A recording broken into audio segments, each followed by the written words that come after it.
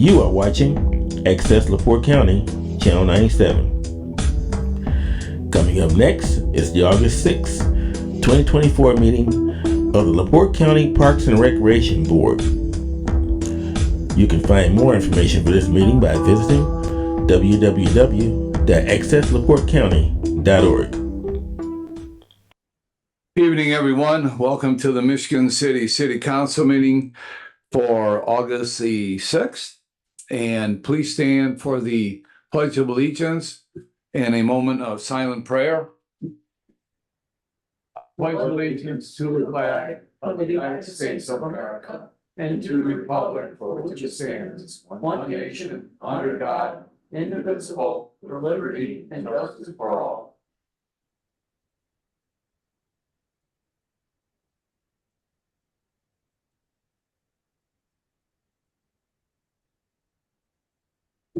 And I would just like to remind everyone to please silence your electronic devices that you have with you this evening. And Madam Clerk, with the roll call, please. Mr. Beatrice, Present. Mr. Coulter, Present. Mr. Dabney, Present. Dr. Cora, Present. Ms. Lee, present, Ms. Moldenauer, Present. Mr. Nelson, Present. Mr. Prespolinski, Present. and Ms. Tillman. And Councilwoman Tillman is excused from the meeting. She's out of town on a work assignment. Next, the approval of the minutes. Everybody's received a copy of the minutes from the July 16th meeting. Is there a motion? Move approval. Second. Motion was made by Dr. Cora and seconded by Councilman Nelson. All those in favor signify by saying aye. Aye. Anyone opposed?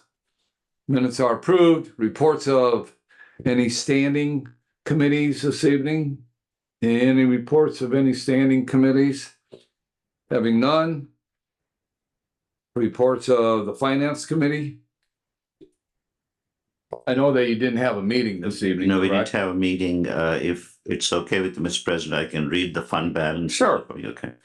The fund 2235 Riverboat claims, the balance is $111,425, and the EFT was $3,450,000, and total claims of $3,561,425. A lot of these were transfers made from the Riverboat Fund that was already budgeted. So I was just reviewing that prior to the meeting, Mr. President. Okay. Thank you, Councilman. Is there a motion to pay the claims? So moved. Support. Motion and a motion by Dr. Cora and seconded by Councilman Beatrice. All those in favor signify by saying aye. Aye. Any opposed? Claims are paid. Reports from boards and commissions. The Michigan City Sustainability Commission tonight has a presentation, Call You Being Green Sustainability Business Award. Councilwoman Moldenauer. Thank you, Mr. President. This is the first annual Caught You Being Green Sustainability Business Award that the Sustainability Commission is granting. And I want to acknowledge Tristan Bogart, who as a high school commissioner actually started our Nora L. Schultz Tribute Award. And this year he suggested we added an award for businesses. So we took his suggestion, we voted on it, and this is our first time to make this award. So I'm very excited about this and very proud of the Sustainability Commission for coming up with these initiatives for our community. So I'm going to read the nomination that was made. And this is for El Salon. And this is at 113 West 8th Street in Michigan City, Indiana. El Salon, located on 8th Street in Michigan City, became the first small business in the Uptown Arts District to install solar panels on their rooftop. Solar has not only cut down on their electric bills, it has also decreased the carbon footprint for the business. Elle and Sam Cook, while traveling in Arizona, saw solar panels all over and thought about their business's roof. Sam stated, "Our building gets a ton of southern light, and after doing some research, found it would generate a considerable amount of electricity. The next step was to find a company to do the work." Sam explained their experience of general searches on the internet was, quote, "like the Wild West," unquote, trying to find a reputable installer they could trust. So he reached out to the chair of the Sustainability Commission, at that time it was me, who directed them to the electrical company which had installed panels on my home and did an outstanding job. The Getting Started with Solar website on the Michigan City Sustainability Commission page would have been helpful had they known about it. Like others, the feeling of powerlessness in the face of climate chaos motivated them to do something. In light of the NIPSCO Michigan City generating station closing down, Sam said, quote, "We saw an opportunity to help, even in a small way, by generating electricity," unquote. Of importance is the amount of greenhouse gas emissions they are preventing from entering the atmosphere. Quote, "Real consideration like the amount of carbon people can save by installing solar and the positive impact of lessening their carbon footprint is important," he added. How much they are saving on their utility bill is impressive. A year-to-year comparison before and after solar panel installation revealed their electricity usage dropped by 41%. And they saved $1,284 in cost. During the summer, they're actually making instead of spending money from the electricity they are selling to NIPSCO. El Salon as a business and Elle and Sam as a couple are very pleased with the outcome of installing solar panels on their business and would wholeheartedly encourage others to consider doing the same for their businesses and homes. Quote, "If we had to do it again, we definitely would," unquote. This should definitely be an invitation for others in Michigan City and Indiana to consider solar installations. Sam shared, "We need to do more to help explain the possibilities of going solar to those looking for more information to explore. For those to whom cost is prohibitive, more incentives and grants need to be made available to make it a reality for more people to install solar panels." To learn more, check out the Michigan City Sustainability Commission page on the Michigan City website, Solar United Neighbors Indiana, and Carbon Neutral Indiana.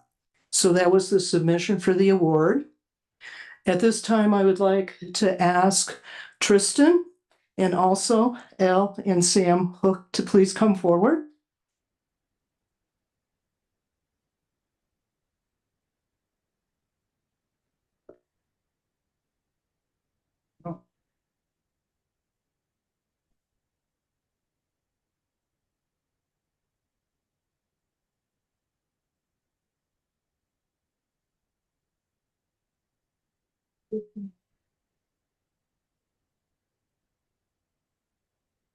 The award, as stated, the award is Cut You Being Green Business Sustainability Award. In 2024, the Sustainability Commission of Michigan City recognizes El Salon for your business's dedication to the environment and our community. Thank you.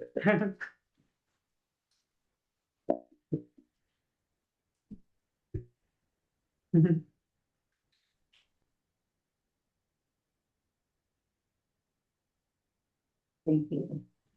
I appreciate it.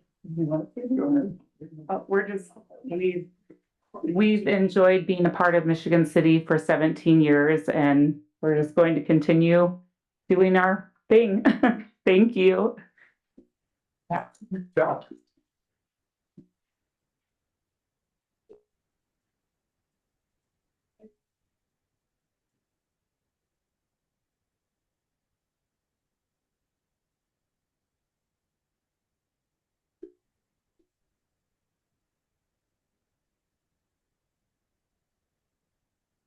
Are you done, Hans?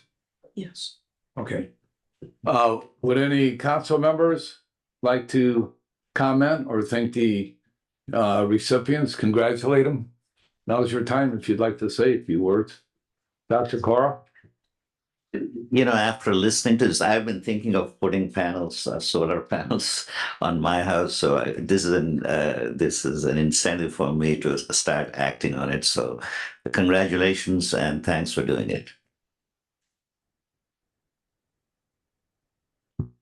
Councilwoman Daisy Lee? Thank you. Congratulations again. As a former member of the Sustainability Commission myself, I really love to see new faces arrive in the environmental world. I'm sure you all have been doing environmental things for a long time, but to be recognized for that in front of the whole city is something wonderful. So thank you. And I would like to say thank you very much.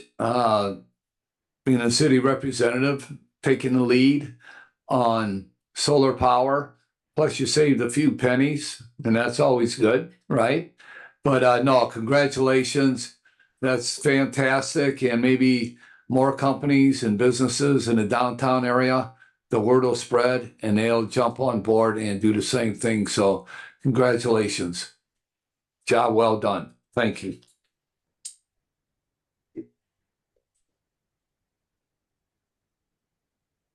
Any other reports from boards or commissions this evening?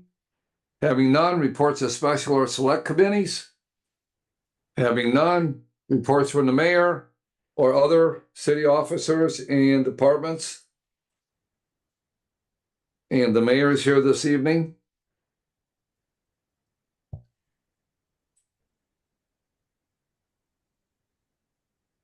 Good evening, council president, clerk, deputy clerk. Couple of updates. I know the officers are all down the street, so if we have an emergency, they'll be right down the street. I know we don't have an officer here tonight. Tonight is our national night out, and we have so many families and resources down at the plaza this evening, and wonderful demonstration. So we appreciate. It's always the first Tuesday of every year. It's the 41st annual, but our second annual. So great time. If you're watching and you still want to go down, you can take your families. Plenty of resources, food, and fun. A couple of updates. I hosted a opioid roundtable on July 25th. We had a big turnout, actually. We had a lot of people from the Drug Free Partnership, people who have been impacted. We talked about the funds that we have, how much money we have, and that was the first step in just making sure we educate the public that we have this money, and now we need to figure out how do we want to spend the money. So great workshop. Again, full house for it. We just ended our summer internship program. I must say, these interns were phenomenal. They did presentations for us before they left. Probably saved us tons of money. We had I can tell you a couple of the projects that were done. We had 2 engineering interns that worked on ADA compliance and did inventory of sidewalks. They looked at some of our traffic signaling. We had people from the planning department that worked on a community grant through the EPA. He's working on refuse stuff for me right now. They handled press releases, proclamations. We had one at the zoo. We had one at the cemetery, 2 at the airport, 2 at the police department, 1 in social work and 1 in criminal justice, just to name a few. But I will say the cost of contract work runs about $100+ an hour. That ADA piece saved us quite a bit of money. And I look forward to doing it in next summer. We have kept, we're keeping 6 for the fall. And we actually have met with the Center for Workforce Innovations and Work One to identify a way for them to help us pay for them moving forward. So we've had those conversations already. There's a couple of programs that they've identified that we can be reimbursed for people who are seniors and also our interns. So we're looking forward to keeping that going as we move forward. So wanted to share that. We also kicked off our leadership training for employees. So we did DISC training. It's an assessment. It's a leadership kind of a tool on, you know, kind of your style. We've been working with IB Tech. So last week we kicked off our first customer service training. We had one last week, we had one today, and we have another one scheduled for Thursday. So those are all of our employees who are forward facing, and we hope to do that in the spring. So the next level of training, we have level 1 leadership training for supervisors, and then leadership 2. So our goal is to make sure that the employees have all the tools they need to run the city. So we've kicked those off. We thank you all for attending the workshop on July 30th about the riverboat funds. I hope it was helpful for all of you. I know tonight that we have on the agenda the repeal of ordinance 4558. And again, as I stated, you know, the riverboat funds have been declining, but we have been over projecting what we've been receiving. And this goes back a way. We have been budgeting for the last 8 years, you know, to the tune over $10 million over what we received. So we really just spent down the cash reserves of the riverboat over time. And I thank all of you for participating actively and asking all the questions. I think it's important that we do what we're supposed to do, but I think having Baker Tilly as a partner and helping us with our budget this year, but also helping us with forecasting over the next 3 years will be important as we've seen that decline. Last week we met with South Shore to talk about all the properties and who's mowing what and who owns what and kind of duking it out on that. But it was a good meeting. We've had some follow-up and identified some properties that seem to be the city's actually as of today. So working with Brett Kelly and Vector Control to make sure we handle all of our properties that are actually ours, and then working with them on what we expect from them as well. So that was a good meeting. We also talked through some of the closing items that we need for the double track. You know, we had some water puddling. Our city engineer has been actively engaged in that process. So we're working through that. I want to congratulate Robin Tillman and her staff. They had a transit audit for the past 3 years, and they did really well. No findings. So congratulations to them. And September 5th, we have a workshop with Baker Tilly on our rate and fee study. That's important. We have a lot of fees that are in multiple places throughout our code of ordinances. Some haven't been changed since the 70s, 80s, 90s. They're old, okay? And we know that we need to run the city. And in order to do that, we need to make sure that we are with the times and that we consolidate those rates and those fees to make sure that we're all on the right page. And last but not least, this past weekend, oh man, it was a great weekend. I will say our staff did a phenomenal job between Terry Greetham and the park department, Pat, who's here, Pat Volts, our IT team, police, fire, Vector, trash, our refuse folks. They did a great job this weekend. You know, with very little incident, anything that, really jumped off. It's been a good summer. I'll say that. And downtown, there were so many families down there. We made sure it was family friendly. And the families really seem to be enjoying themselves. And we hope to continue that.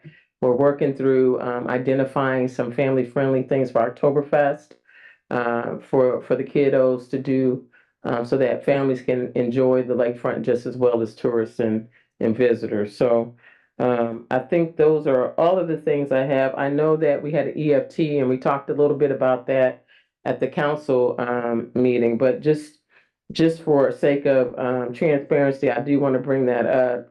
That I know that we budgeted $5.9 million in EFTs for this year's budget. Tonight, we only asking for 3.450,000 to transfer. Typically, each year we transfer the full amount. My thought is that we only transfer what we need right now. And we'll come back and reevaluate it in September, or October. And if we need another transfer, we'll do it. But my goal with the riverboat funds being over projected is not to just transfer the money unless we need it. So if you have any questions for me, let me know. Willing to stick around. Yeah, Mayor, not a question, but you and I talked about it. And at the last council meeting, I brought it up about NICD and their properties and getting a report back from the city. So I had the discussion with the mayor and she promised that once they get everything settled out and the agreements put together, that she'll forward that information to the city council on who's responsible for what throughout the city. So I'll give you an update. I don't know about a report, but I will give you an update on what we're doing. We're handling it, basically. So we're dealing with it and we'll continue to deal with it and make sure that everything's on the up and up.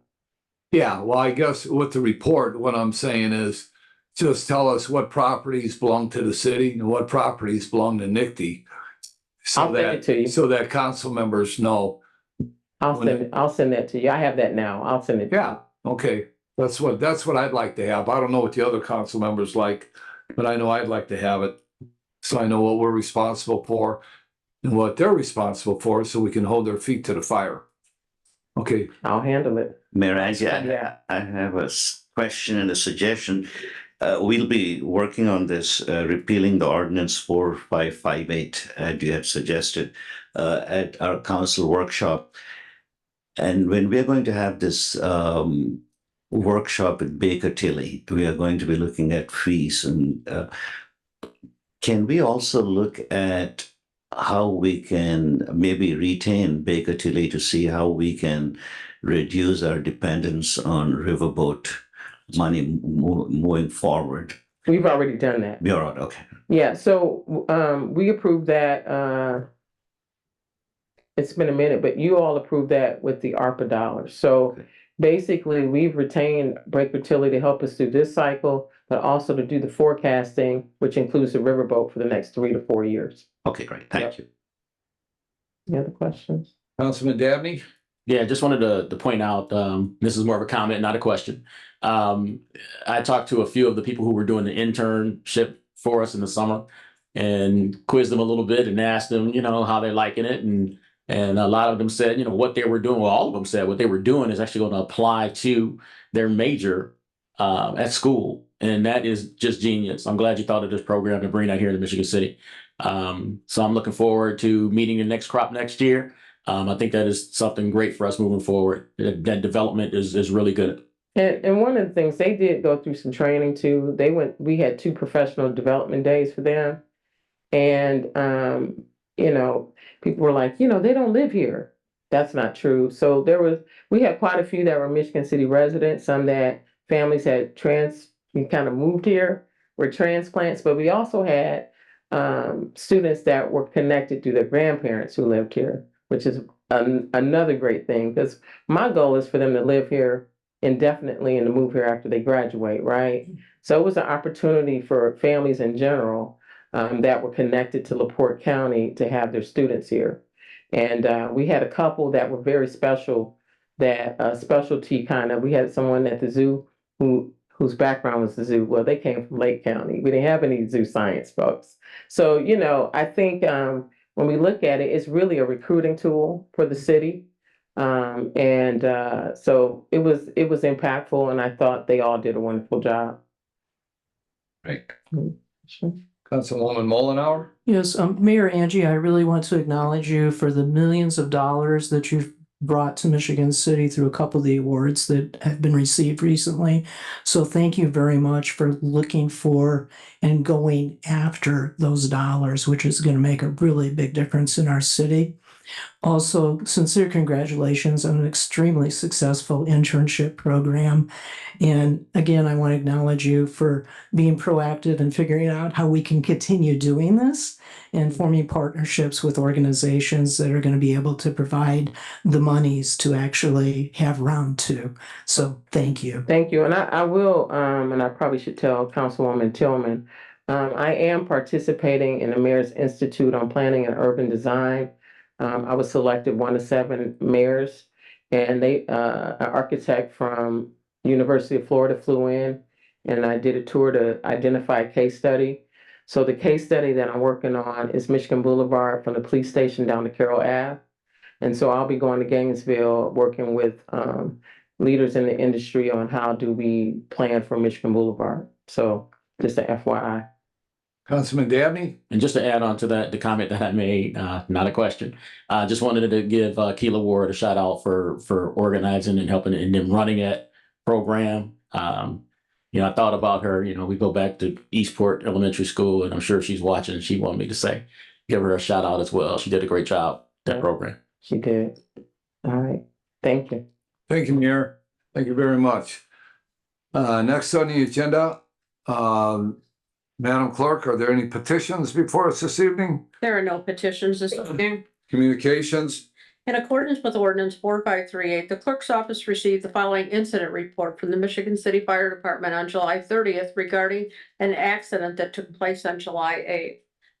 Communication was also received from the Indiana Department of Environment Management regarding the final decision to Deercroft Recycling and Disposal Facility for the air permit application, permit number 091-4781-00067. That's it. Thank you, Madam Clerk. Our first resolution this evening by title only. A resolution by title only approving and authorizing the submittal of 2024 to 2029 consolidated and citizen participation plans to HUD and authorizing expenditures of the CDBG grant fund. And this is introduced by Mr. Dabney. And would the author like to comment on Yes. resolution? Just want to talk about and what this is all about. In order for us to receive community development block grant money, we have to submit the consolidated and citizens participation plans. And without those, we do not receive any community development block grant money. And this is extremely important for us to pass and get moving down the line.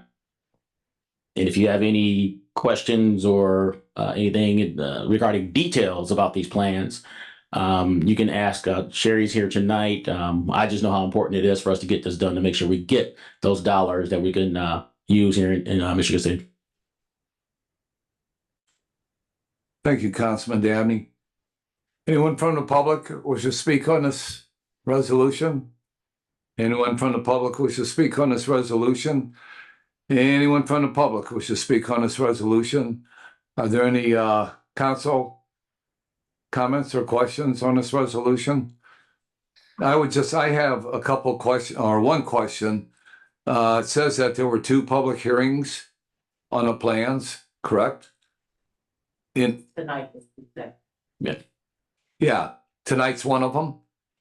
Okay, when was the other one held? Come to the mic. Yeah, they wanted to come to the microphone.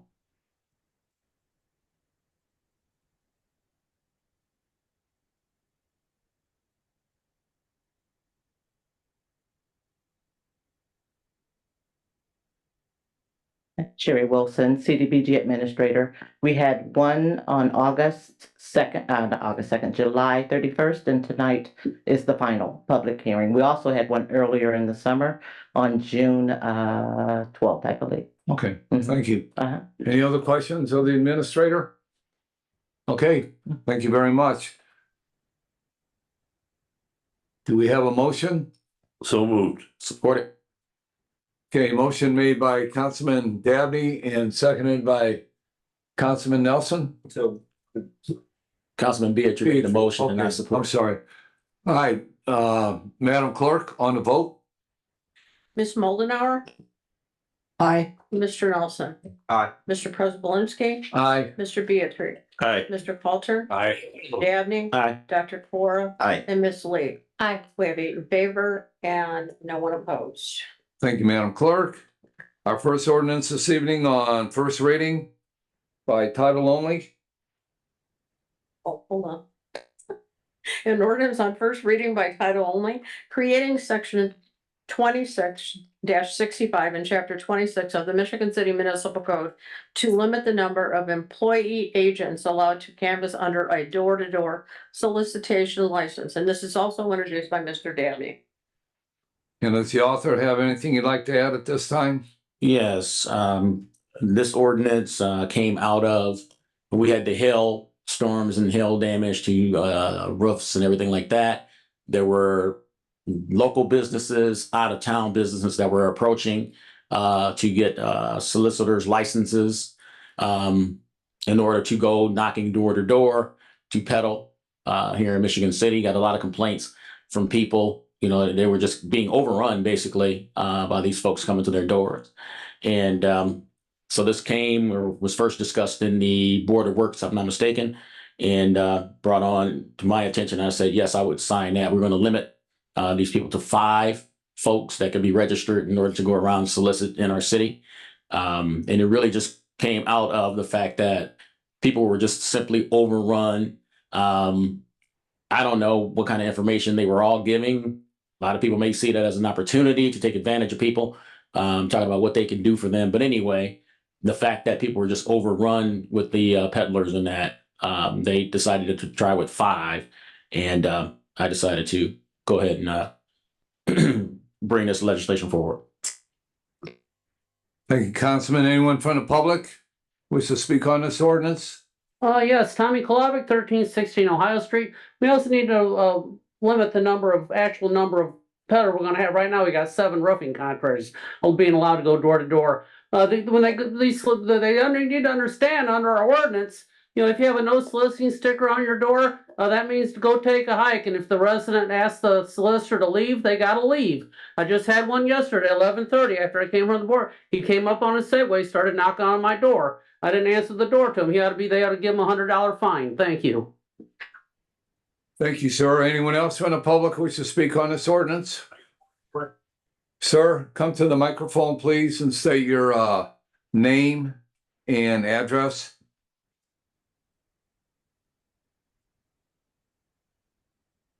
My name is Joshua Vernon, and I reside at 221 East Homer Street. When you say 5 what? Roofing contractors? I mean, AT&T comes door to door. They had car guys going door to door. You have windows guys going door to door. All right, let me read. 5 means The Board of Works reasonably believes that business should be limited to no more than 5 employees/agents authorized to conduct door-to-door solicitation under a license. So if a roofing company came down here and got approval, they could have 5 people that could go out and solicit. Okay. Yeah. Any other questions from the public? Yeah, my name's Wayne Reitzel. I live at 4210 East Michigan Boulevard. Here's the amendment you should add to that. As companies use multiple LLCs to avoid just your 5. One might do the shingles, one might do the felt paper, one might do windows, but they're all the same parent company. And that's how they get by. So you end up with a horde of people. Not to monopolize the situation, but that's how they get by you. Thank you, sir. Anyone else from the public wish to speak on this ordinance? Anyone else from the public wish to speak on this ordinance? Public comment is now closed. Anyone from the council wish to comment on this ordinance? Well, I have a comment on this ordinance. And all right, we had the hailstorm and my roof got tattered a little bit. I didn't receive maybe one person come to my door. And then I had to call another roofing company to come over and take a look at it. So there may have been, and I don't know what the rush was down here at City Hall with solicitors coming in and getting licenses. I mean, is that where the issues lies here? It's not with the public, because I didn't get one complaint from anybody saying, hey, there was 20 people at my door in the last 2 weeks for roofing. And I know that there was, let me finish, please. There was a lot of people out, just like there's a lot of different companies doing roofing right now. But to me, this here is, if you own a large company and you have the employees to go out and hit the marketplace and go out and get contracts, that's what you're in business for. To limit it at a certain amount, I don't think is fair, and it's not fair to the free enterprise system. It's when you come, you go get the business, and if you get the business, so be it. So I don't know what happened here at City Hall that possibly caused a backlog maybe for a week or so, but I think all that's probably settled down pretty quickly, because I don't think it's still going on right now. I haven't heard anything about it, and I've been in the attorney's office, I've been in all the offices, and I haven't heard anything about it. So with that being said, I think that we should leave it alone, and as many employees that a company can bring to town to take care of it and go out and solicit is fine. It's a free market to go and get business, and this doesn't happen. When's the last time we had a hailstorm like this? It's been a long time. These things don't happen every year. So that's my take on this ordinance. Go ahead, Mayor. What I was gonna say is, we were getting complaints, and mostly from elderly people, with people knocking on their doors, and there have been some scams. So the concern was, you have companies that are not local necessarily, that are coming to town with 50 people, handing out things that are just door hanging people or knocking on doors. And the concern was, you got to come in and get a badge. So to be able to knock on the door, you should have a badge from the city. So we don't want someone coming in with 50 employees flooding our community, and they're not even local, knocking on doors. And that was a concern. It was more of a concern for people who may be disadvantaged, maybe elderly, that I can knock on the door, open the door or answer the door. It was just more of if they were flooding in certain areas. And typically it's in the lower income areas where they flood, right? And so when that happens, it was. And so I just want to make sure that we protect our citizens. And that's why that happened. If you got 7 contractors with 35 people out, knocking on doors, okay, I get that. But when you have one contractor with 35 and another with 35 and another with 10 and 20, and now they want to come in and get all these badges, that's a different story. It taxes us as well in the city hall. So we just want to make sure that it is a free enterprise, but we want to make sure it's fair for everybody. And that's the main thing. So limit how many people should be door knocking. We don't want people, amassing on our city, storm chasers, because we do have local businesses. And, I encourage people to support our local businesses, because that's what happens. Storm happens, you have outfits from all over the place that show up that we've never heard of. So we just want to make sure that we continue to support our local businesses that we know are local. And we're just trying to protect the residents in some of these neighborhoods. Okay, thank you. No, $250. Okay, any other comments by council members? Having none, this ordinance will be held over for a second reading at our next council meeting. And we are moving on to our next ordinance on first reading by title only. Ms. Nyla? An ordinance on first reading by title only, repealing ordinance number 4558 entitled adopting policy to allow percentage of riverboat funds to be used to fund the city's operating expenditures from the general fund and dedicating 25% of the riverboat revenues to increase the rainy day fund balance up to maximum of $6 million. And this is introduced by Ms. Tillman, Mr. Coulter, Mr. Preselinski, Mr. Dabney, Ms. Moldenauer, Mr. Beatrice, Dr. Cora, and Ms. Lee. And do any of the authors have anything that they would like to add at this time? Councilman Dabney? Yeah, I support this. And I remember when we actually voted to bring it and we brought it up the first time to pass it, you know, I was just under the impression that, you know, we have a good city controller, the mayor's on top of it and everything like that. We didn't need to put laws in to tell us how much money that we could spend. I know that there were limits and things of that sort. You had to have $6 million in a rainy day fund before you could use it and so forth.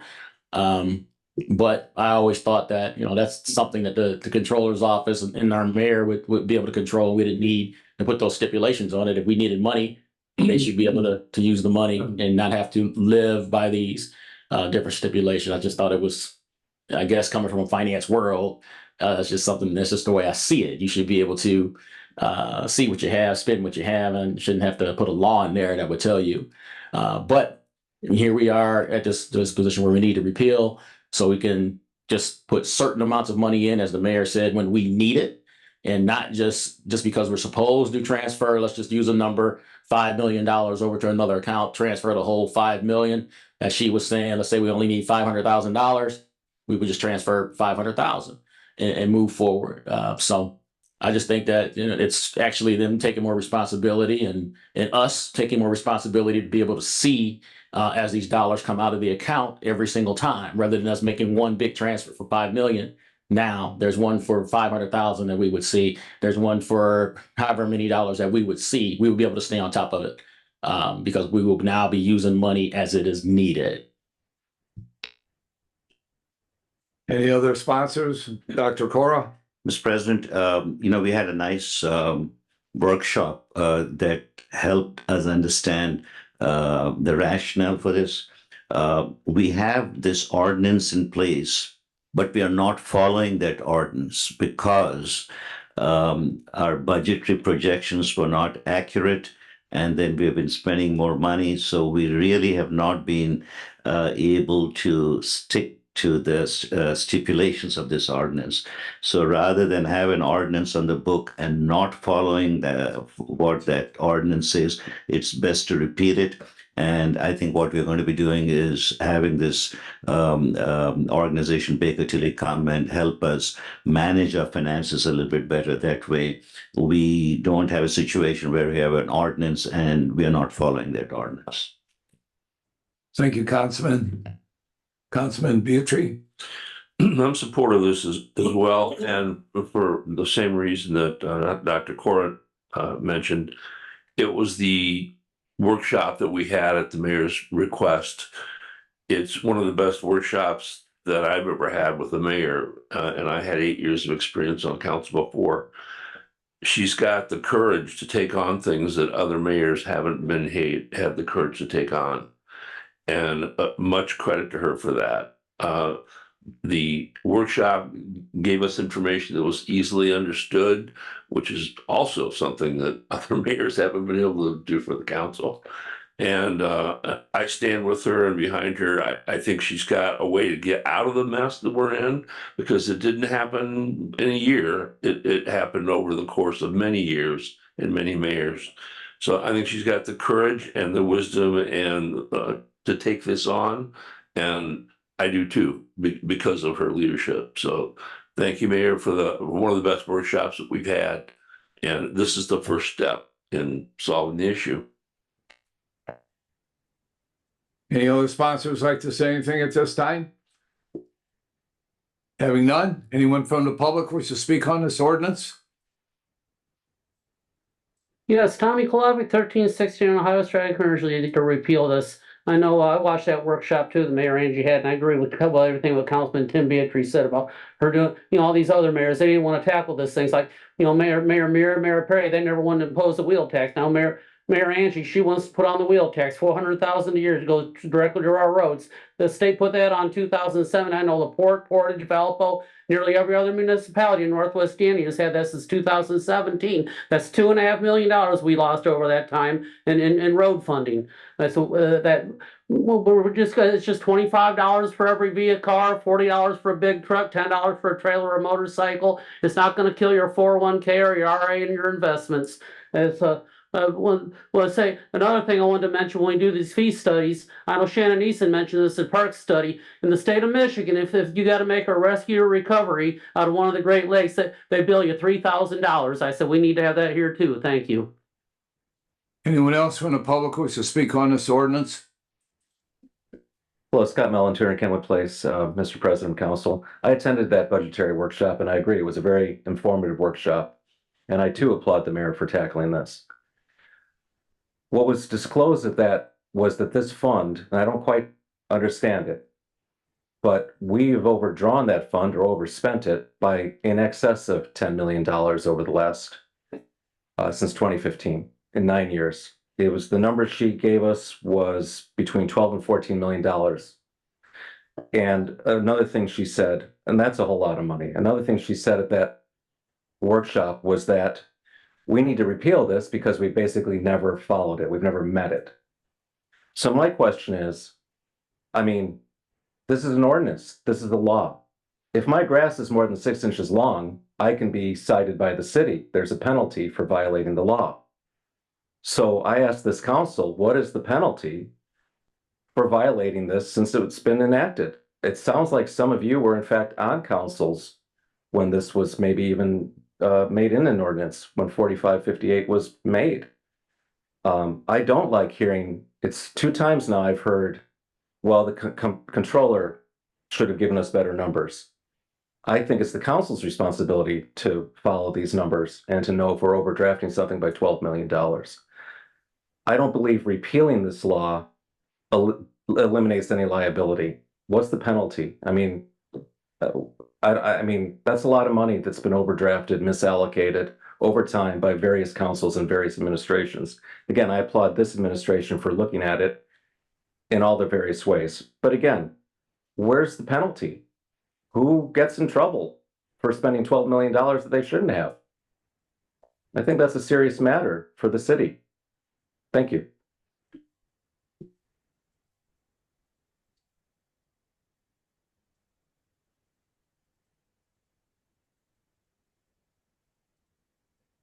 Let me make sure I clean this up a little bit. So we went back to 2015. This was only enacted in 2020. In the last 4 years, it hasn't been like that. But we have not met those thresholds. 2015, 26, the $10 million was the 2015, 16, 17, before we got the last council. Okay. But I think I'm one of a staunch supporter of putting those restrictions in on the riverboat. And let me say why. Back in 2008, the city council I was on back then, we put restrictions on because the riverboat should be used for public benefit, for projects. And we have systemically, under Mayor Overly, that's when I was on the council the first time, we started restricting how much money was spent on riverboat because we wanted more money for projects. Over time after that, we increased, and just kept spending riverboat more than what we were taking in. Something, we need a new fire truck, we get it or whatever, but it just became the norm. So when the last council came in, I'm a staunch believer in the riverboat should be used for community benefit. So I'm okay with being restricted. We just can't meet it. Once I realized that we were not following an ordinance that was put in place, I'm like, we got to do something about it, right? I hope to get back to a place where we start putting money away again. I'm okay with being restricted for Riverboat. I want us to use Baker Tilly and use experts to tell us how to get there. That's all.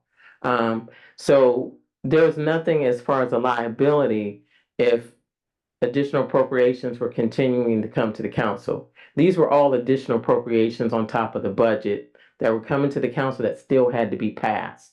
Had to be passed. So there was nothing like misappropriated or those terms were never used. It was just, okay, we weren't living within our means.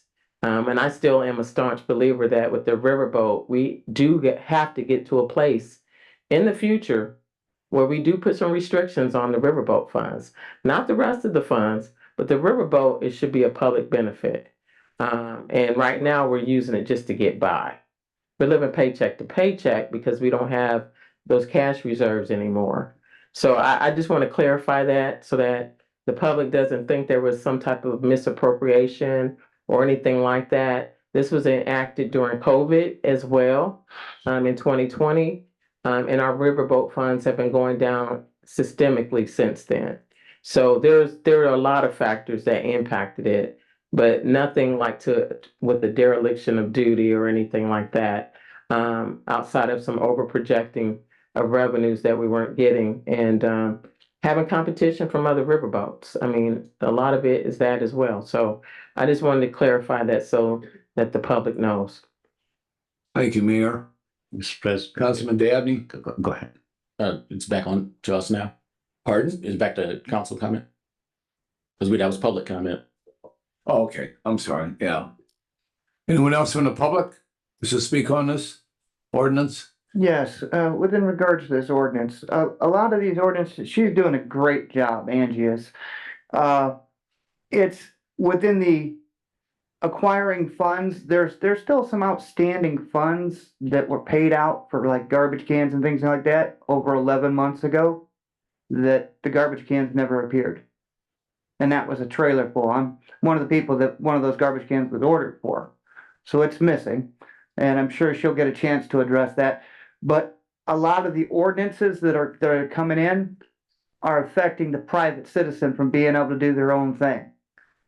You know, let's say your roof, let's say you want to go up and fix something on your roof because of the storm damage. They want you to pay to fix your own stuff to protect yourself, okay, from the weather and the elements. I, on the other hand, I've been subjected to the elements, compliments of the Michigan City Police Department when they took my furnace, my air conditioner, and all those things. Sir, if you would, now let's stay on point here and about the ordinance that we're talking about. Okay. I don't know, to me, it seems like you're getting off track a little bit, but go, you can continue on, but okay, I'm let's stay germane to the subject. Stretching it around into your ordinance in a general fashion. Okay. Now, like you were working on part of that ordinance that ties in with funding. Okay. The riverboat funding. Well, if you guys act quickly, like you awarded earlier an award for solar, there's a solar company going bankrupt. If you get your fingers into the bankruptcy court and get the assets, you'll be able to build the entire community with all solar at a great reduced price. So those are some little ideals that just little bits and pieces that I'm popping up in areas when I can. Okay. So thank you for the suggestions. Okay. Appreciate it. And you also have a solar manufacturer out on Highway 12 that actually manufactures panels that I have a meeting with later on this week. Okay, thank you very much. Anyone else from the public wish to speak on this ordinance? Public comment is now closed. Any more council comment? Any further council comment? Councilman Cora? No, I just wanted to emphasize what Mayor Angie said about that none of the funds have been misappropriated. It's just that there was the amount of money, the revenue that we are getting from Riverboat has been going down every year. And even though the money that we're getting has been going down, our projections did not reflect the reduction in the revenues we were getting. And as a result of that, we were spending, and our spending remained the same or it has gone up. So I think that's where the problem is. It's not a question of misappropriation. So we need to tailor our spending in such a fashion that it reflects the decrease in the riverboat revenues. I think that the whole purpose of this is to bring that balance into place. Thank you. Councilman Dabney? And my comment was going to be similar to that, and I totally agree with Dr. Cora just said. And I would ask the public, when you come up here and make these comments, please refrain from using words like misappropriation, misallocation. It throws out here that somebody is possibly stealing money. When, like we said, it was just, revenues were projected incorrectly or expenses may have been projected incorrectly. But please refrain from those words of using misappropriation and misallocation and that type of thing, because all that is telling me sitting here listening to it, is that you're saying that we're stealing, that somebody's stealing. And I don't want to put that out into the public by using those words. So please refrain from using those. Thank you. Thank you, Councilman Dabney. One thing that I would like to say is that, and a lot of this, I think, had to do with COVID also, because of the revenues at the Blue Chip Casino basically went south. Nobody was going to the casino, so we weren't receiving some of that funding also. So that there, I think, plays into a big picture of this whole scenario that's going on. But Baker Tilly, as the mayor said, I think it's a great idea. Let them come in, give us a financial professional viewpoint, and let them help us every year with our budget. And through the budget process, the city council receives projected numbers from the controller's office. The city council does not have time to sit in the controller's chair and ask her every day how much money the city's taking in. It can't happen. So whatever numbers we get, we entrust that into the city controller, and then we work through the budget on that. And I agree totally with what Councilman Dabney has said about using, misappropriation. What penalties are there for the council? There are no penalties. The council didn't do one thing wrong. So the public needs to understand that. And if they do have questions like that, maybe take that off to the side and talk to a councilman, or you can always talk to our city attorney and they'll explain exactly what's going on. Because personally, I don't know how the other council members feel, but I take that as an insult of working on the city council now for 13 years and someone coming up here saying that there is possibly a misappropriation of funds. Never will be. So I take that personally. Thank you. With that being said, we will hold this ordinance over for a second reading at our next council meeting. And moving on to our third ordinance this evening on first reading by title only, Ms. Nyla. An ordinance on first reading by title only, amending section 102-1A and section 102-1B in the Michigan City Municipal Code, commonly referred to as removal of weeds, grass, and rank vegetation. And this is introduced by Ms. Moldenauer, Ms. Lee, and Mr. Coulter. And do the authors have anything they would like to add at this time? Councilwoman Moldenauer? Thank you, Mr. President. The review of this ordinance actually came out of a neighbor complaining about another neighbor's vegetation growth. I checked in with Representative Pat Boy, who was then Councilwoman Boy, who was the author of this ordinance. And it revealed the intent of this ordinance was to deal with tall grasses and weeds, not flowers and other types of plants. City Forester Mike Wolf suggested the ordinance be updated for clarity, and he asked me to sponsor.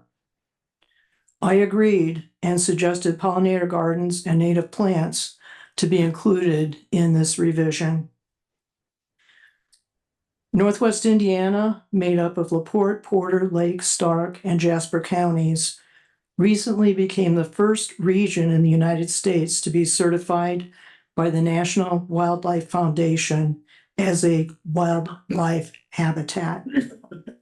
Right now, the Michigan City Sustainability Commission is now pursuing certification for our city. And hopefully, once our city gets it, the city of LaPorte gets it, we hope to get LaPorte County certified also. Save the Dunes has published a guide on pollinator gardens with design ideas and suggestions of native plants, of which I have a few copies this evening. If you're interested, you can come and get those for me. Also, it's available online for a free download from savethedunes.org. I plan to pick up many more copies the next time I'm at their headquarters at Barker House, and those will be available up on the resource desk upstairs. Representative Pat Boy is here to present her insights as far as why she originally drew up the ordinance. And I know she was also contacted by one of her constituents as a state representative.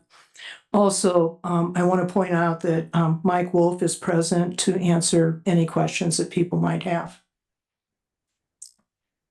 And do any of the authors, you guys have anything you want to add to it?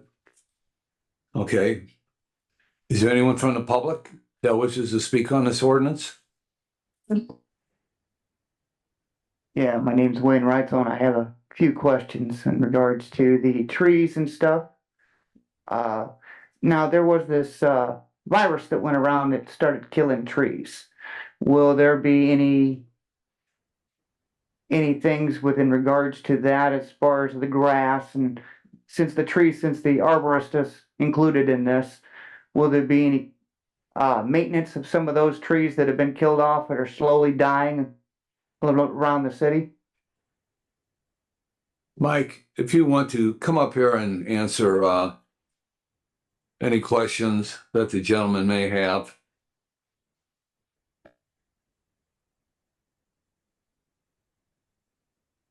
Yeah, so Michael Wolf, City Forester. And in response to the question about the other trees, the answer is yes. We have a tree inventory that is about to begin, and that is going to do an entire city tree inventory of all the trees. And included in that inventory, that's the starting point for everything. The tree inventory will show us where we have areas of the city that are the canopy needs to be replaced, where we have dead trees, where we can add trees. So yes, that's going to be directly addressed. Now, will there be an overlay like a map? Let's say the city has easements so far in. Will there be an overlay like in a blueprint so the city doesn't plant trees and then have to remove those trees again because they want to put a sidewalk in there? Yes and no. Yes, there is an overlay. This is done, the tree inventory will be done in real time using a GIS mapping. So we will have the exact location of every tree in the city based on species, the tree health, diameter, the whole thing. As far as having it to remove it later because of a change, that could happen. Somebody could say, we need to add a sidewalk or we need to do something. And yeah, we'll remove them. But what it will do is give us exact location and knowledge of what that tree is, and to avoid such things as improper planting of invasive species or that type of thing. Okay, do you know if we're gonna get any grants for some of the trees as what they call carbon capture trees that people are getting paid for? But I'm not familiar with that program. Okay. Pardon? Okay, thank you. And thank you very much. The grass height and whatnot, some of those are what they call wildlife. The Department, Institute for Justice went through with a couple cases where people's grasses were what they wanted them to be, the height they wanted them to be. And they had natural weeds because they planted what they call natural gardens. You plant whatever survives, it's a strong enough plant, you'll get the best out of it. Okay? That's the way I do my garden because my son's he's a botanist out of Kentucky. So he comes up, plants things at my yards, and we let things survive the way I trim them back, keep things away from the streets. But like I said, over time, some lawn equipment has come up missing. But other than that, I get around to it. So it's just a matter of where you can get what supplies to do what job after it's been taken from you. So I work on that just like I scout my other lawn the other day. So, but other than that, there's grass that grows 3 inches high max. So when you're redoing your easements out in front of people's homes, if you plant that, you'll reduce the city's cost of mowing by $500,000 over 10 years. Okay, thank you, sir. Hello, Scott Mellon, Turner Kenwood Place. This is a great ordinance. I don't know if it incorporates, I have a model native planting ordinance that was cited in a national publication last 2 weeks. Washington Post did an article about natural lawns and pollinator gardens. And and that's what I was trying to show you before the meeting. So this is a model native planting ordinance. So people can understand that when people do native plantings, it can look kept at first, but once it takes place. So I just hope this ordinance has room for native plantings, and as you said, pollinator gardens and so forth. And I'd be happy to give you a copy of this to see if it's worthy of being incorporated. If I could interject, Scott, Come to the mic, please. The mic, Mike.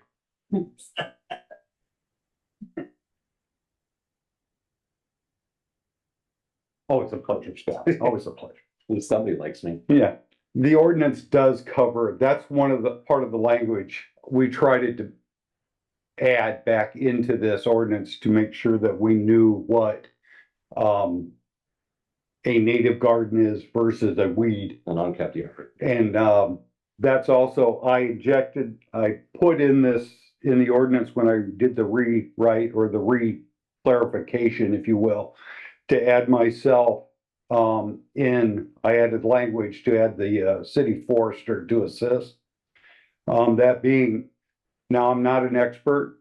My field was dendrology and not plant, However, I will say that I have training in that.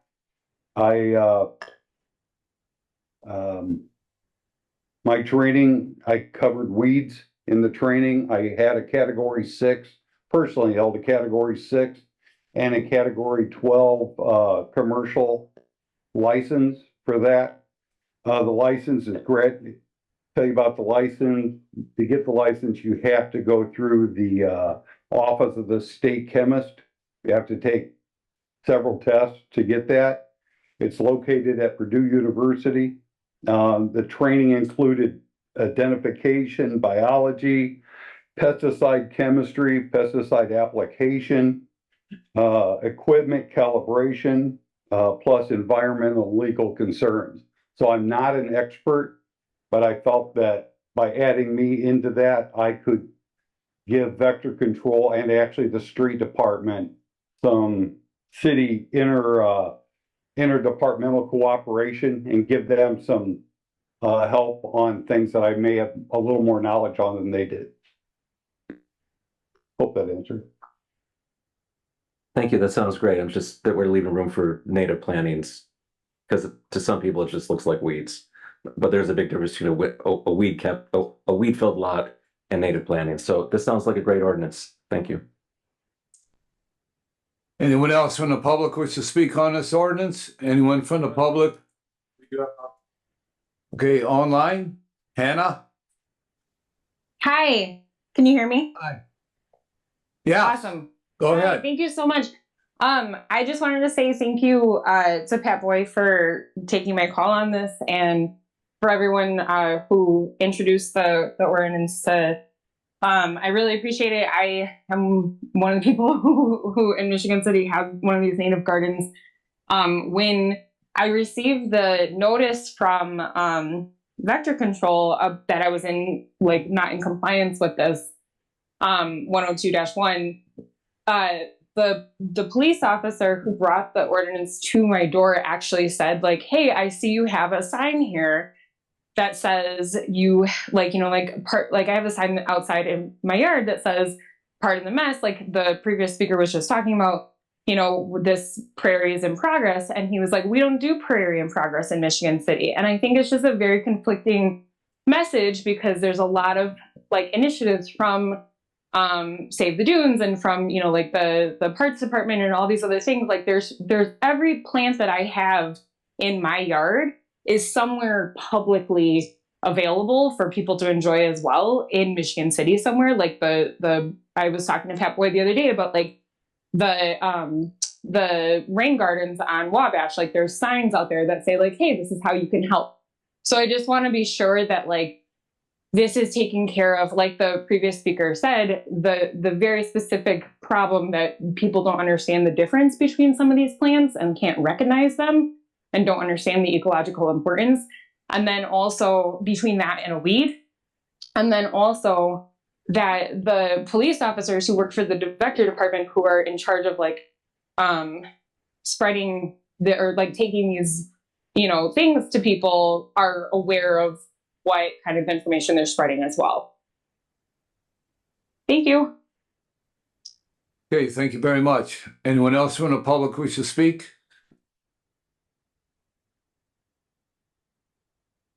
Good evening. Pat Boy, 218 Southwood Drive. I have a mess in my yard myself.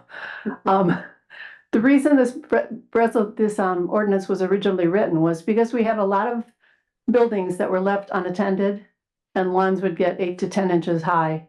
And that was exactly why the bill was written, because the city would come through and they would have to bill it to the people's taxes, and they'd be very upset about it, but they weren't getting it, getting the lawns mowed. And it was a lot of times in front of empty buildings, and it was hard to track down the owners. So we had that ordinance for that reason, but at that time there was no discussion about native plants or butterfly gardens, and I think this is a great change. Thank you so much, and I'm glad that Ms. Helsky actually contacted me about this so that I could be aware that there was violations noticed about it. And I think that we need to fix that. Thank you.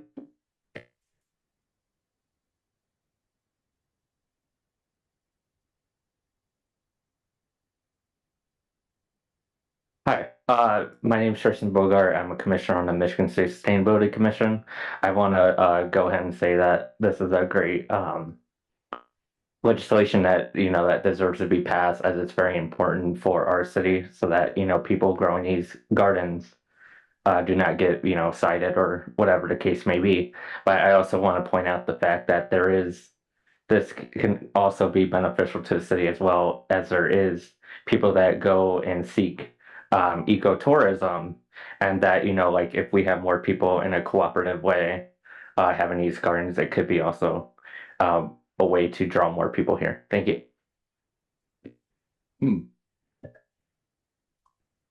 Anyone else from the public wish to say anything?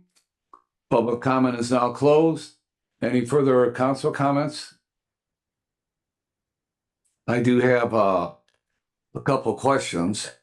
Number one, these gardens and where the flowers will be and the native vegetation is all going to be on private property, correct? Nothing's going to be on the city easements? No. Are you going to be able to, will someone be able to go in front of their house and till up their city easement and put in a flower garden? No. Yeah. Is that what this ordinance is directed towards?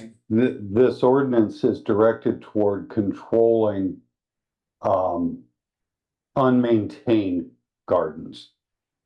When we get, for instance, in this case, we had a complaint. Our first concern, or my first concern, is always public safety. The second is dealing with the issue as quickly as possible and following the intent of the law.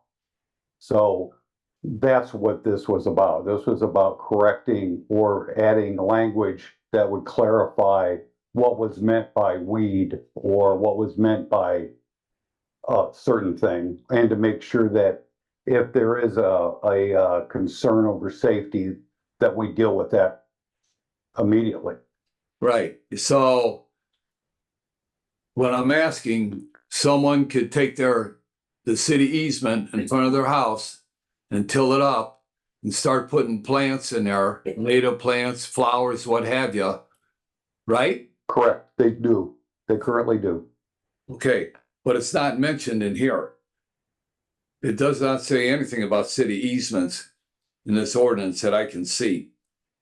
And in talking to one of the sponsors yesterday, they informed me that this was just for plantings around the house, from the sidewalk in towards their property. This, the way I see it, it covers even the right-of-way property in front of their homes. A lot of people have put gardens in, decorative gardens, if you will, in front of their homes on the city property in the right-of-way. The area specifically between the sidewalk and the road. So we cover a lot of that. In the last week, I went out and had to inform someone that that area in front that they maintain was not being maintained. They informed me that that was a natural garden, and we had a discussion about it, and they had to remove all the plants but a couple of daisies from there because it's what their concept of a garden was is not what the law states. Correct. And, you know, I see where gardens have been put in. Some look nice, some are overgrown. Some are safety hazards that have not been corrected yet. And I just think if you want to grow something from your sidewalk on your property, that's fine. If somebody wants to grow something on a city easement, all right, they should have to come to the city and to the forester's office and get a permit and let them show you where they're going to put the plant, how big the plant's going to grow, and what it's going to look like in 2 or 3 years. Okay? There has to be some type of controls instead of just saying, sure, you can plant whatever you want out here as long as it's a flower or what have you, or if it's a tree, or if it's a pine tree, or, you know, bush, anyway. I can't think of the name of the bush right offhand. But to me, to let people just go and start growing things on the city easement, to me, it's just we are getting ourselves into a lot of trouble here, both with safety issues, at stop signs, at red lights, at intersections. Yeah, and I think that there needs to be more specifics in this ordinance. So, yeah, at this time, I can't support this ordinance. You know, and I'm all about flowers, and I have more flowers, and I have won the Michigan City Garden Award that they've given out, I don't know, 15 years in a row. All right. And you know, I love flowers. Well, you were there. You were in my neighborhood today. And you know, that's one thing. But then let's all start going out to the easement and start putting in anything we want. Who's going to police this? Vector Control's not going to be able to police it because, you know, is he going to have time to do it? He's cutting grass all over Michigan City. You know, and what are the regulations? How high can a plant be? 2 feet, 24 inches off the ground. None of that is stated in here. There is no regulations on how high it can be, how big it can be, things of that nature. So those are my comments right now. Thank you.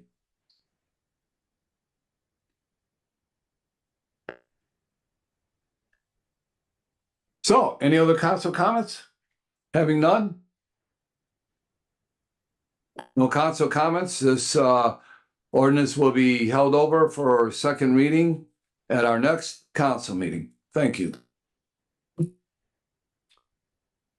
And that brings us up to our first ordinance on second reading by title only. Madam Clerk? An ordinance on second reading by title only, an ordinance adopting and establishing designated outdoor refreshment areas in the city of Michigan City, Indiana, and creating Article 6 and Chapter 26 of the Michigan City Municipal Code. And this is introduced by Mr. Coulter, Ms. Lee, and Mr. Beatrice. And Councilman Coulter? Yeah, thank you, Mr. President. So over the last 3 weeks, we've had a lot of opportunities to get some feedback on this ordinance. I took the opportunity a couple Saturdays ago to walk the downtown businesses and the lakefront businesses and ask them if they had any questions and work through those questions with them, and received overwhelming support from those guys. A couple of them just thanked me profusely on my way out. And then, of course, last Tuesday we had a workshop. We went through some of those questions again a second time. So some of those main questions are just the way we'll set up the cups. The map is another detail we talked about. Originally, the ordinance that we were looking at would have a downtown DORA and a lakefront DORA, but we've got some legacy businesses between those two that we decided should be included as well. So reworking the ordinance to reflect that. We also talked about the hours. The original ordinance suggested that we would have it open from 12 noon, which is 2 hours after a couple of our restaurants open. And we wanted to make it as easy as possible on our bartenders to make sure that they didn't have to check a clock when they were busy serving a whole restaurant full of people. And also at that workshop, I said that there were 90 DORAs in Ohio. I was wrong. There are 150. And that's almost one in every county. So another thing that we talked about at that workshop was just some of the limitations. There have been a couple people that are not as convinced as some of these downtown businesses that this is such a great thing for Michigan City. Those people are concerned about public intoxication or something along those lines. Public intoxication is still illegal after the DORA is passed. It's specifically written into the DORA as well that you're still held accountable for making sure that you're drinking responsibly.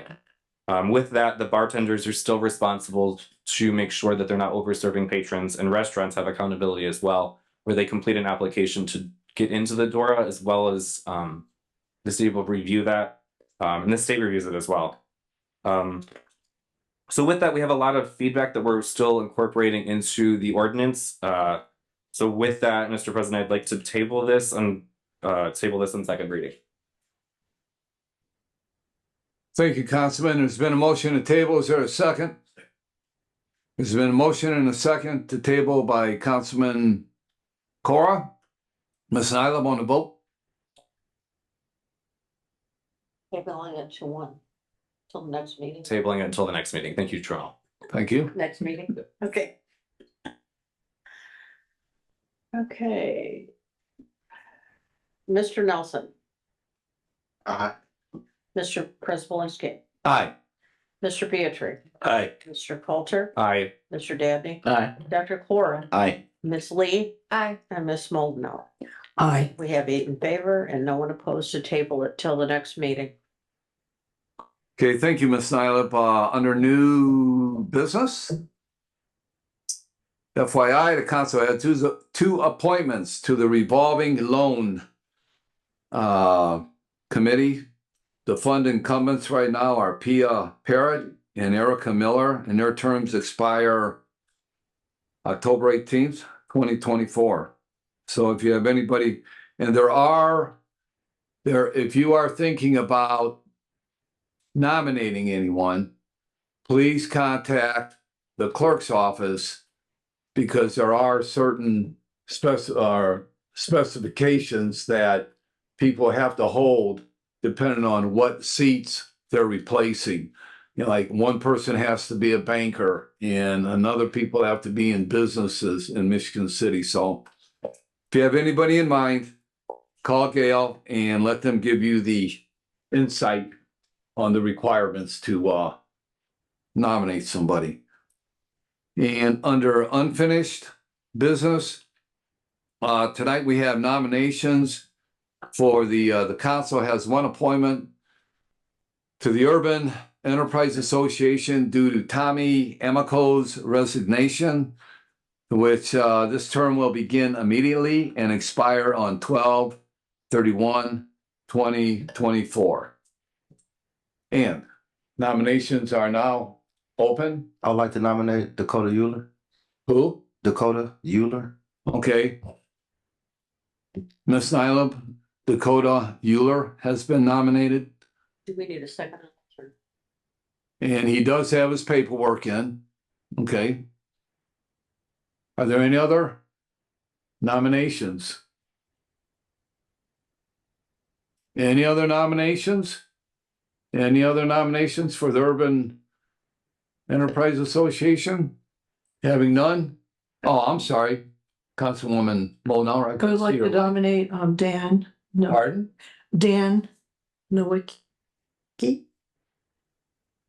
Can I see it? Yeah.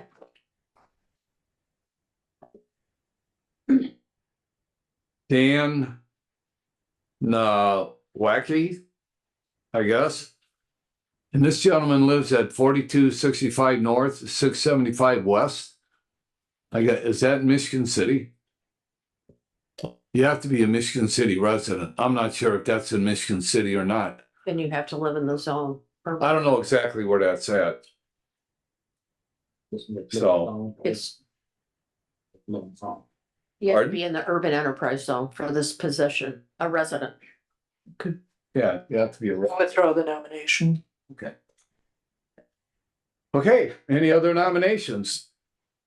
Having none, nominations are closed. And I know that we would be voting at the next meeting for that. And there no more nominations can be taken. So can we just vote on it now and Yes. put Mr. Euler in office? A second. Okay, that's what we're gonna do. There's been a motion by Councilman Cora to nominate and vote on Mr. Euler's nomination to the Urban Enterprise Association. Is there a second? A second. And Councilman Nelson seconds it. And Ms. Nyland on the vote. Okay, Mr. Preselinski, Aye. Mr. Beatrice, Aye. Mr. Coulter, Aye. Mr. Dabney. Aye. Dr. Coral, Aye. Ms. Lee. Aye. Ms. Moldenauer, Aye. and Mr. Nelson. Aye. We have 8 in favor and no one opposed. Yay, better got one, Dakota. Okay, comments from the public. I know Dakota wanted to come up and say a few words, so.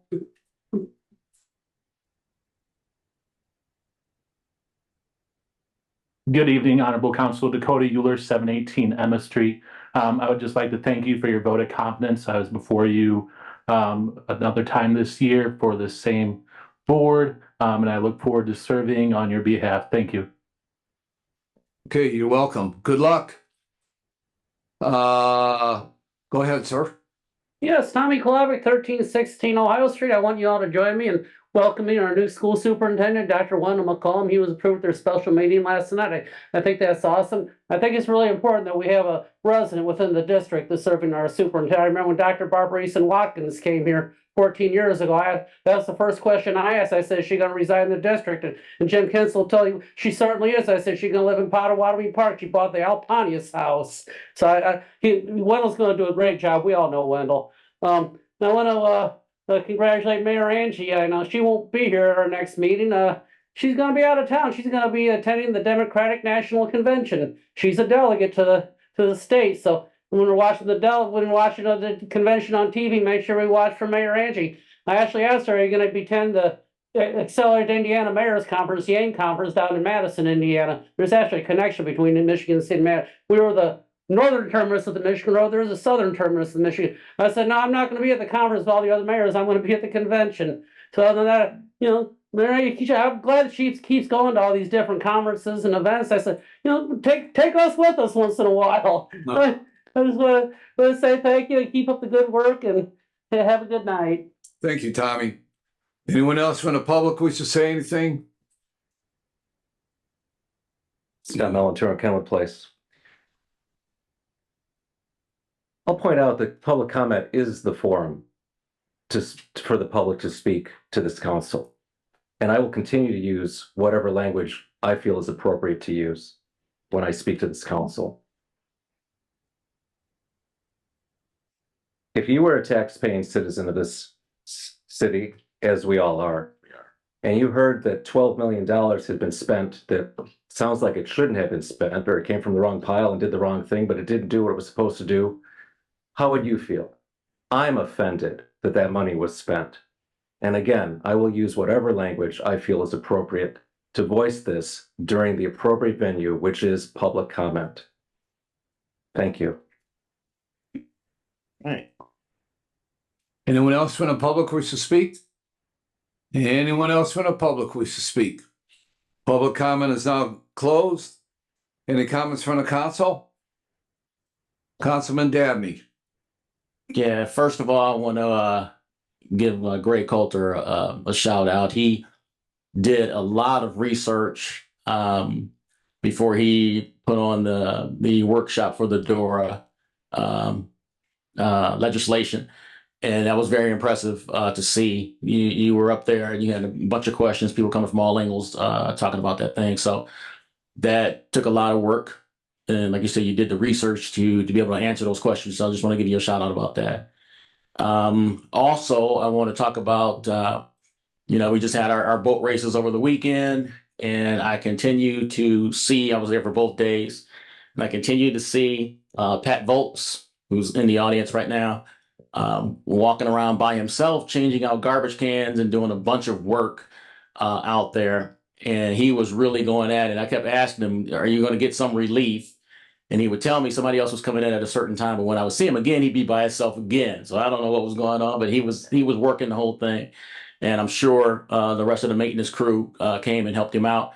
But I want to give them a shout out for that, because people do not understand, or some people don't understand, that after we have these big events, there's a cleanup that happens in order to get our park and the beach and everything looking the way it did. And that also leads me into talking about the Rotary Club. They brought some volunteers down to help out with the cleanup as well. And whoever else participated from the city of Michigan City, I want to give them a shout out as well. That is a big part of the job. The fun and everything goes on in those first couple of days, but then cleanup happens. So I want to give those people who took part in that a lot of credit for doing that. And I'll leave it at that for tonight. Councilman Beatrice. I just want to say something about Blue Chip. If you watch this on TV, you kind of get the impression after today's meeting, and even some meetings we've had in the past, that Blue Chip is losing money and that they're not a good business partner for Michigan City, or maybe they're not what we wanted them to be. They're a wonderful business partner for Michigan City. And as far as I can tell, they're not losing money. The fact that we're getting less and less from Blue Chip is more of a factor of their business decisions that they've made. There's no question that these other boats in the area have taken some of their business away, but they've been creative on how they make money. And they are a wonderful occasion for large events, whether you're businesses or civic organizations or even private entities. And they make a lot of their money now doing that because they don't make as much money with the gambling, with the slot machines and the poker. And unfortunately, that is the revenue stream that we benefit from as a community. So even though our monies from Blue Chip have been going down, it's more of a product of their businesses in that stream have been going down over what they had been. But they're still doing a great job putting on major events at Blue Chip, and they're still a really good business partner for Michigan City. So I think you can get a wrong impression about them sometimes by some of the things that are said here. And if so, it's not fair to them. They're still tops. Any other council comments? Councilwoman Mullenhour? Yes, going back to the beach cleanup that happened on Monday morning. I also want to acknowledge that the Michigan City Rotary Club joined up with the Great Green Clean Michigan City. And they do beach cleanups every Monday morning from 8 till 10. So if you missed this past Monday, you can join up with them for the rest of the summer, going into September probably. And also our president, Don Prispolinski, was there. So thank you very much, sir, for being there and helping clean up. And everybody got very wet after the first hour because the heavens opened and people got drenched. And Mr. President told me he dodged under the tent that had been used for the boat races over the weekend. So just great. Thank you to everybody in Michigan City that, helped out in that effort. Also, I do want to add a little bit to what Mr. Councilman Beatrice said about the blue chip. Besides the conferences, the conventions and meetings and fundraisers that they host, they've also diversified in their gambling, and the sports gambling that they do in no way, shape, or form adds to the revenue that Michigan City is getting. So, we're tied to the number of people that come in for the slots, the poker, the whatever. So they're financially healthy. They're really a great partner for our community. And I'm glad that Mayor Brilson brought them to our community and brought this wonderful source of support and funds for us. Thank you, Councilwoman. Any other council comments? I have a couple comments, and thank you, Councilwoman Mullenhour, for recognizing that I was out at the beach cleaning up, but I didn't get wet because when I saw the storm coming in, myself and the partner I was working with, we stayed within 20 feet of that big tent. And then when it started to rain, we just walked up inside the tent. So yeah, I didn't get wet, but it was nice to go down there and getting Pat Volz, Park Department, along with all the other city services, did a fantastic job down there. And when I was down there cleaning up, I looked on the beach. I never seen so many garbage cans in my life. So I asked Pat tonight, in their effort to keep our beach clean, and these garbage cans are out there all the time, there's 150 garbage cans that line the beach. And that's amazing. And, trying to keep things clean down there, which, we picked up a few things, but to me, I thought the beach looked in very good shape 8 o'clock the next morning. So hats off, Pat, to your crew and all the things that you do. I think how many people you have? 15, 16 people that work down there in the park department, and they do this kind of work. So that's what you call dedication. Yeah, and love for the city. So thank you on that. And I know that Skylar was here, but I just want to get it on record because I did mention it at the Board of Works meeting, that we have the CSX Railroad came into town and fixed a number of railroad crossings, Carroll Ave, Risky, a couple other ones, but they have not touched Woodland Ave yet. Woodland Ave is the worst out of all of them. And I'm just reminding the city that they need to get on top of the railroad, or we're going to wind up with another Ohio Street and Tilden Ave situation where we're going to have to block it off during the winter because the CSX, they said they were coming to town. They were going to take care of the crossings. Well, they left out one. Why? I don't know. But to get them back in the city to do work is like pulling teeth. You have to get a hold of the U.S. Senator in the district to work with the railroads, because that is who controls the railroads. It's not Congress. Congress has nothing to do with the railroads. It's the U.S. Senate. So I just want to make sure the city stays on top of that and gets that taken care of. All right, and this here is just nothing major. But I know Vector Control is trying to do a very dedicated job in trying to keep the city clean and litter free from debris blowing in areas. But, and I know that people love to have garage sales, but after you put your signs up all over town, on a majority of the telephone poles and a majority of light poles, please come back and take them down when your event's over with. Because the city doesn't assign anybody to go out there and take those signs down. And we're not going to start assigning people and spending money on taking down garage sale signs.